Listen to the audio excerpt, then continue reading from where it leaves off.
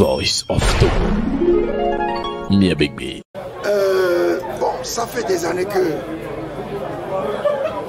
ce sujet pollue le débat politique. Parce que c'est une idée séduisante pour ceux qui ne creusent pas, qui ne profondément pour voir au juste ce que c'est. Elle est séduisante, superficiellement. Mais lorsque on l'aborde avec rigueur, avec la raison, pas avec passion, on se rend compte que c'est le type de solution à un problème qui n'existe pas. Parce que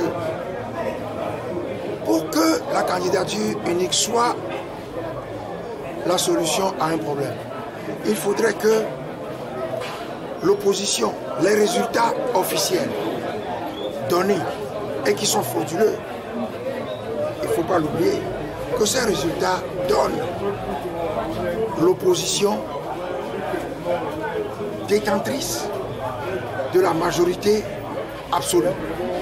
C'est-à-dire que quand on donne les résultats, la sommation des candidats de l'opposition, des voix recueillies par les candidats de l'opposition, est supérieure à la majorité absolue. Mais le RPT l'emporte avec une majorité relative. De sorte que la réflexion est que il suffit que l'opposition se rassemble, qu'on fasse la sommation des voix de l'opposition et que l'opposition choisisse un candidat sur lequel se reportent les votes de la majorité pour que ce candidat recueille la majorité absolue. Or, ce n'est pas le cas. L'opposition n'a jamais, la sommation des voix n'a jamais donné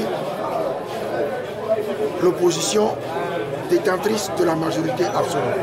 Ça veut dire simplement que il faut que la question de la candidature unique est une solution. La candidature unique est une solution à un problème qui n'existe pas, qu'aucun résultat n'a révélé. Je ne sais pas si je me fais bien comprendre. Et que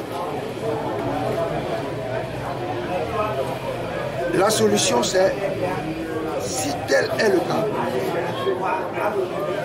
que les candidats, pas beaucoup de candidats, les candidats sérieux y aillent, et qu'au deuxième tour, le mieux placé d'entre eux recueille le soutien des autres.